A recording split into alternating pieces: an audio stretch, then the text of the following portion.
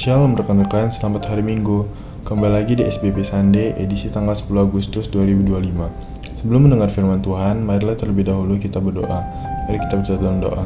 Bapa yang baik, Bapa yang bertahta dalam kerajaan surga, kembali lagi kami datang ke hadapan-Mu untuk mengucap syukur buat nafas kehidupan yang masih Engkau berikan sampai saat ini. Bapa, sebentar kami ingin mendengar sebagian dari firman-Mu. Kiranya firman-Mu ini dapat kami lakukan di kehidupan sehari-hari. Inilah doa anak-Mu, dalam nama Tuhan Yesus Kristus kami berdoa dan mengucap syukur. Haleluya, amin. Rekan-rekan, bacaan Alkitab hari ini terambil dari Yohanes 8 ayat 1-8 yang menyatakan demikian.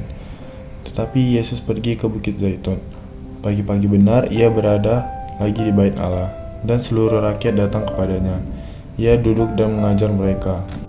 Maka ahli-ahli Taurat dan orang-orang Farisi membawa kepadanya seorang perempuan yang kedapatan berbuat zina. Mereka menempatkan perempuan itu di tengah-tengah, lalu berkata kepada Yesus, "Rabi, perempuan ini tertangkap basah ketika ia sedang berbuat zina. Musa dalam hukum Taurat memerintahkan kita untuk melempari perempuan-perempuan yang demikian. Apakah pendapatmu tentang hal itu?" Mereka mengatakan hal itu untuk mencobai dia, supaya mereka memperoleh sesuatu untuk menyalahkannya. Tetapi Yesus membungkuk lalu menulis dengan jarinya di tanah. Dan ketika mereka terus-menerus bertanya kepadanya, ia pun bangkit berdiri lalu berkata kepada mereka, "Barang siapa di antara kamu tidak berdosa, hendaklah ia yang pertama melemparkan batu kepada perempuan itu." Lalu ia membungkuk pula dan menulis di tanah. Demikianlah pembacaan firman Tuhan. Rekan-rekan, selanjutnya marilah kita membaca renungan dari Sabda Bina Pemuda yang berjudul Kasih yang Tak Menyudutkan. Pernahkah mengetahui istilah false dichotomy atau logika dikotomi? Inilah merupakan salah satu jenis kesesatan logika atau logical fallacy atau kesalahan berpikir.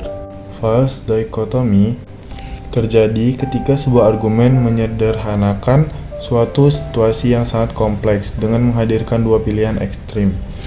Dalam bacaan kita, orang Farisi dan ahli Taurat membawa perempuan berzina kepada Yesus untuk menjebak Yesus. Yesus dipaksa untuk bertindak sesuai hukum atau membiarkan hukum. Cara ini merupakan situasi yang kompleks, sebab diberikan dua pilihan ekstrim. Yesus menghindari kesalahan logika yang sedang dibalut amarah dan ingin mencobai dirinya. Yesus menunjukkan jalan ketiga, yaitu mengasihi tanpa menyudutkan. Perempuan berzina diseret ke hadapan Yesus oleh para ahli Taurat dan orang Farisi. Ia dijadikan simbol kesalahan, dipojokkan secara sosial, dan dihukum. Namun, Yesus tidak menghakiminya, melainkan diam dan menulis tulisan di tanah. Di sisi lain, mereka hendak mencobai Yesus. Yesus berkata, "Siapa yang tidak berdosa, hendaklah ia yang pertama melempar batu." Orang banyak itu terdiam, karena mereka menyadari keberadaan diri sendiri.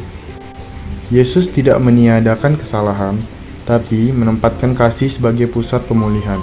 Ia tidak menyudutkan, melainkan melepaskan, dengan kalimat penuh kelembutan, dan berkata, "Aku pun tidak menghukum engkau."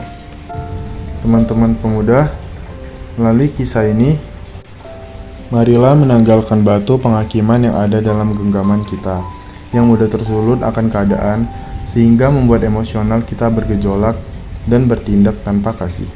Yesus mengajarkan kasih yang aktif, bukan pasif, yang memampukan kita menjadi pembawa damai di tengah ketimpangan sosial dalam keluarga, gereja, maupun masyarakat.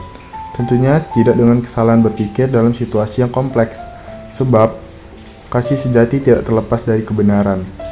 Kasih yang tulus mengharuskan kita menghadirkan keadilan dan pemulihan tanpa menyudutkan atau menghakimi. Rekan-rekan, pembacaan SBP Sunday telah selesai. Untuk menutup renungan kita hari ini, marilah kita berdoa. Bapa yang baik, kami telah mendengarkan sebagian dari firman-Mu. Kiranya kami dapat menanggalkan batu penghakiman yang ada dalam genggaman kami, sehingga tidak gampang tersulut emosi dan mampu bertindak dengan kasih. Bapa, ampunilah dosa pelanggaran yang sering kami perbuat, yang sengaja atau tidak sengaja.